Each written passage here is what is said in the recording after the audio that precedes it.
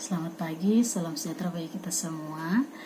Bapak Ibu jemaat Tuhan yang dikasihi dalam nama Tuhan Yesus Kristus, kita bersyukur jika di pagi hari ini kita boleh bangun dengan keadaan yang baik, keadaan yang diberkati oleh Tuhan. Pagi hari ini sebelum kita memulaikan aktivitas kita, mari kita mau mendengarkan kebenaran firman Tuhan yang akan menjadi pedoman dan kekuatan bagi kehidupan kita. Sebelumnya mari kita berdoa. Kami mengucap syukur Tuhan di pagi hari ini kami boleh bangun dengan keadaan yang baik, keadaan yang diberkati oleh Tuhan. Pagi hari ini sebelum kami memulaikan aktivitas kami mau sama-sama mendengarkan kebenaran firman Tuhan yang akan menjadi pedoman bagi kehidupan kami di sepanjang hari ini. Bapak, terima kasih Tuhan Yesus. Ini yang menjadi doa kami dalam nama Tuhan Yesus Kristus kami berdoa. Haleluya. Amin. Puji Tuhan, tema firman Tuhan kita pada pagi hari ini adalah menemukan ketenangan di tengah badai dunia.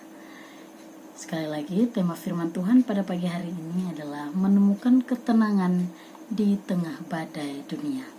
Ayat pokok kita terambil dalam Yohanes pasal yang ke-14, ayat yang ke-27.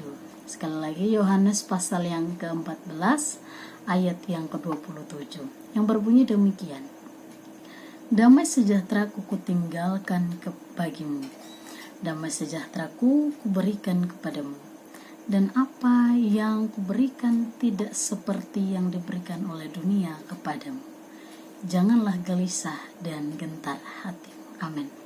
Seringkali kita memulai hari dengan daftar kecemasan yang begitu panjang. Kita bangun dengan pikiran yang sudah berlari, memikirkan beban pekerjaan, memikirkan cicilan, memikirkan kesehatan, sampai memikirkan hubungan yang belum pulih. Dunia menawarkan damai yang bersyarat. Damai hanya jika semua masalah selesai. Namun, Tuhan menawarkan sesuatu yang jauh lebih tinggi, yaitu damai sejahtera di tengah badai yang masih berkecamuk.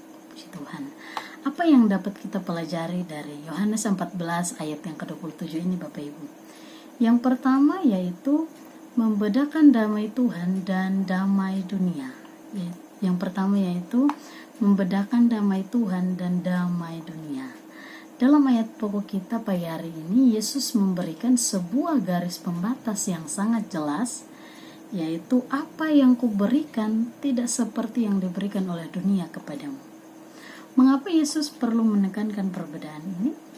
Karena sering kali kita sebagai manusia, kita sebagai jemaat mencari kedamaian di tempat yang salah. Bapak Ibu yang terkasih dalam Tuhan, dari poin pertama ini kita akan belajar dua hal, yaitu kelemahan damai dunia dan kekuatan dari Tuhan. Kita memulaikan dari kelemahan damai dunia, yaitu dunia menawarkan damai yang sifatnya reaktif. Artinya, damai itu hanya muncul sebagai reaksi atas keadaan yang nyaman. Dunia menjanjikan kita ketenangan jika kita memiliki segalanya. Harta yang cukup, kesehatan yang prima, dan pengakuan dari sesama. Namun, masalahnya adalah dunia ini penuh dengan ketidakpastian. Uang bisa habis, kesehatan bisa menurun, dan hubungan kita bisa retak. Itulah sebabnya damai dari dunia sangatlah rapuh. Saat badai hidup datang, damai dunia ini tidak seperti rumah pasir yang langsung hancur tersapu ombak, meninggalkan kita dalam kepanikan dan ketakutan yang luar biasa. Hal yang kedua, kekuatan dari Tuhan. Kita bisa membedakan damai dari Tuhan dan damai dari dunia. Kekuatan dari Tuhan berbeda dengan dunia. Damai yang Yesus tawarkan adalah damai yang berdaulat. Damai ini tidak bergantung pada apa yang terjadi di sekeliling kita, melainkan berasal dari dalam, yaitu adanya kehadiran Roh Kudus dalam kehidupan kita. Jika damai dunia adalah damai karena dalam tanda kutip karena semua baik-baik saja. Maka damai Tuhan adalah damai walaupun kita berada dalam kepanikan, dalam ketidakbaik saja, dan kita berada di dalam ketakutan yang luar biasa. Nah, ini adalah damai yang memungkinkan seorang Rasul Paulus bisa bernyanyi di dalam penjara yang gelap bersama dengan Silas. Nah, atau seorang Ayub bisa tetap menyembah Tuhan di tengah kehilangan yang amat besar. Yesus ingin kita mengerti bahwa kita tidak perlu menunggu masalah kita hilang untuk bisa merasakan ketenangan. Damainya adalah sebuah jangkar bagi jiwa. Meskipun kapal hidup kita terombang-ambing oleh ombak persoalan ekonomi, pergumulan keluarga, atau kecemasan di masa depan, jangkar ini tetap mengikat kita dengan kuat pada kasih Tuhan yang tidak berubah.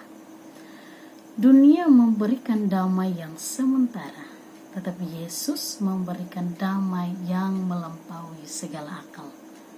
Damai yang tetap tinggal justru saat kita paling membutuhkannya.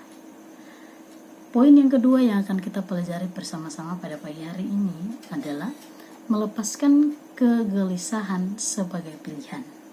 Sekali lagi, melepaskan kegelisahan sebagai pilihan. Kalimat "janganlah gelisah dan gentar hatimu" bukan sekedar saran, melainkan sebuah perintah kasih. Gelisah adalah proses alami manusia, tetapi damai adalah keputusan iman.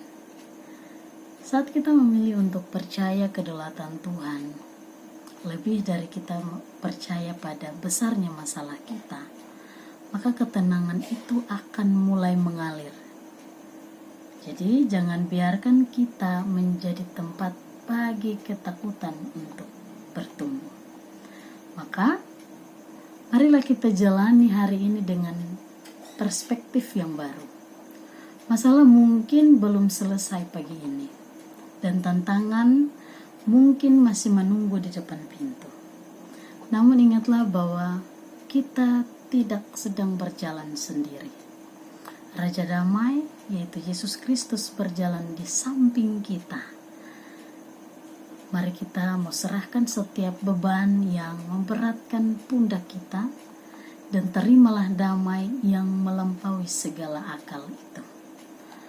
Tuhan tidak menjanjikan laut yang tenang, tetapi Tuhan menjanjikan penyertaan yang sempurna sampai kita tiba di seberang. Jadikan damainya sebagai kompas kita di hari ini. Amin. Puji Tuhan. Mari kita berdoa.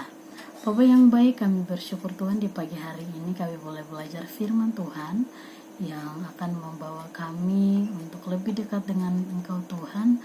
Kami boleh mencari damai, kami boleh membedakan damai daripadamu dan damai daripada dunia. Kami boleh melepaskan kegelisahan kami yang tidak sesuai dengan kemauan-Mu Bapa. Terima kasih Tuhan Yesus untuk firman-Mu di pagi hari ini. Kuatkan kami di sepanjang hari ini, kami boleh beraktivitas dengan baik, dan kembali malam Tuhan kami boleh beristirahat dengan baik Bapa. Terima kasih Tuhan Yesus, ampuni setiap salah dan dosa kami. Hanya di dalam nama Tuhan Yesus Kristus kami berdoa. Haleluya. Amin. Selamat pagi, salam sejahtera bagi kita semua. Shalom.